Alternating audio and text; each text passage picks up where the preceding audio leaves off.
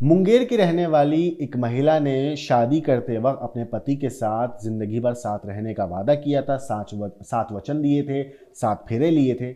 मगर उन 7 वचनों की कसम खाने वाली वो महिला, 7 फेरे लेने वाली वो महिला शादी के 8वें दिन ही बॉयफ्रेंड के साथ फरार हो जाती है। मामला हैरान करने वाला है और सोचने पर मजबूर भी करता है। दरअसल होता यह है कि मुंगेर जिले के तारापुर थाना क्षेत्र से रिश्तों को झंझोर देने वाला ये मामला सामने आया है। यहां शादी के महज 8वें दिन एक नई दुल्हन अपने बॉयफ्रेंड के साथ ससुराल से फरार हो गई और फरार होते वक्त ना सिर्फ वो खुद गई बल्कि सारी जेवरात भी अपने साथ ले गई।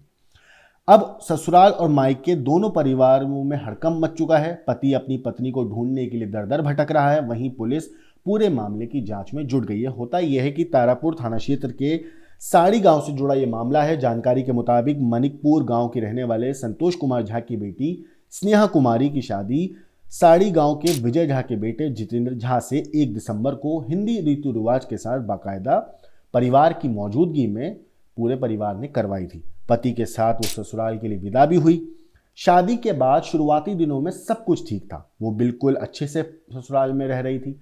लेकिन 10 दिसंबर की शाम अचानक स्नेहा कुमारी रहस्यमय तरीके से ससुराल से गायब हो जाती है। देर शाम तक जब उसका कोई पता नहीं चला तो पति जितेंद्र झा और रिश्तेदारों ने उसकी तलाश शुरू करी। आसपास के इलाकों में खोजबीन की गई, रिश्तेदारों से संपर्क किया गया, लेकिन स्नेहा का कहीं भी कोई सुराग नहीं मिला। जिसके बाद उसके ससुराल पक्ष ने इस बात की जानकारी स्नेहा कुमारी के मायके वालों को दी। परिवार को, मायके वालों को जब ये सब बातें पता चली तो दोनों परिवारों ने मिलकर स्नेहा के मोबाइल फोन और जान पहचान के लोगों से संपर्क करने की कोशिश की, लेकिन कोई ठोस जानकारी नहीं मिल पाई। इसके बाद मामला पुलिस तक पहुंचा। अब मामले में नया मोड़ तब आया जब स्नेहा कुमारी की मां ने पुलिस थाने में जाकर लिखित तौर पर एक शिकायत दर्ज कराई। उन्होंने झारखंड के धनबाद के रहने वाले कुंदन यादव पर अपनी बेटी को बहला फुसला कर भगा ले जाने का आरोप लगाया है। शिकायत में कहा गया है कि कुंदन यादव और स्नेहा के बीच पहले प्रेम संबंध था। स्नेहा की मां ने साफ तौर पर पुलिस को बताया कि उनकी बेटी को उसी प्रेमी ने ससुराल से फरार किया है। आवेदन मिलने के बाद पुलिस ने मामला दर्ज कर लिया है और पूरे प्रकरण की गहन जांच चल रही है। लेकिन दुल्हन की सास अंजना देवी और जो बाकी रिश्तेदार हैं वो बताते हैं कि शादी के बाद स्नेहा का व्यवहार बिल्कुल एक सभ्य और अच्छी दुल्हन वाला था। एक अच्छी बहू की तरह, आदर्श बहू की तरह वो घर में रह रही थी। परिजनों के मुताबिक स्नेहा अक्सर कान में ईयरफोन लगाकर किसी से बात करती थी, लेकिन उन लोगों को कोई शक हुआ नहीं कभी। रिश्तेदारों ने बताया कि जिस दिन स्नेहा फरार हुई उस दिन शाम को उसने खुद चाय बनाकर सभी को पिलाई। घर के एक छोटे बच्चे को पढ़ा भी रही थी, उसे काम करने के लिए टास्क भी दिया था। इसी बीच अचानक स्नेहा गायब हो जाती है। परिवार को कुछ पता नहीं रहता कि आखिर वो कहाँ गई है।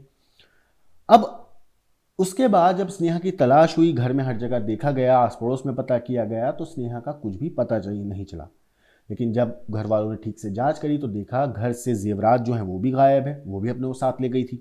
अब तारापुर थाना अध्यक्ष राजकुमार ने इस मामले पर कहा है कि मामले की सूचना मिलते ही मामला दर्ज कर लिया गया था। पुलिस महिला की बरामदगी को लेकर लगातार प्रयास कर रही है। थाना अध्यक्ष के अनुसार सभी पहलुओं को ध्यान में रखकर जांच की जा रही है और जल्द ही पूरे मामले का खुलासा कर लिया जाएगा। फिलहाल ये घटना इलाके में चर्चा का मुद्दा बन गई है। मगर देखिए, अभी तक जो स्नेहा की मां है उन्होंने शिकायत दी है कि उनकी बेटी को उसके बॉयफ्रेंड ने फरार किया है और बेटी उसी के साथ गई है। यहाँ पर सबसे हैरानी वाली बात यह है कि जब परिवार को पता था कि उनकी बेटी का एक दूसरे लड़के के साथ रिश्ता है, वो उससे प्यार करती है, तो अपनी एक जिद के आगे परिवार ने उस वक्त हाँ नहीं करी। लेकिन कि जिद यही होती है कि समाज क्या कहेगा, लोग क्या कहेंगे, किसी और कास्ट में शादी कर दी, हमारी बेटी ने लव मैरिज कर ली, इस तरीके के जो छोटे बहुत दिमाग में सवाल होते हैं कि लोग क्या कहेंगे, उस वजह से परिवार वाले अक्सर अपने बच्चों को इस तरीके से ज़बरदस्ती किसी कहीं और शादी करवा देते हैं, जिसका नतीजा, जिसका खामियाजा उन्हें बाद में भुगतना पड़ता है, जैसा कि इस केस में हुआ। बदनामी का डर उन्हें तब था कि हमारी बदनामी होगी, लेकिन अब जब ये सब चीज़ें हुई हैं तो एक परिवार की नहीं, 2-2 परिवार की बदनामी इलाके में हो रही है, जिसकी वजह से परिवार वाले भी परेशान हैं। इस पूरी चीज़ के ऊपर आपकी क्या कुछ राय है, कमेंट करके ज़रूर बताइएगा। लेकिन देश और दुनिया की बाकी क्राइम की खबरों के लिए देखते रहिए क्राइम तक।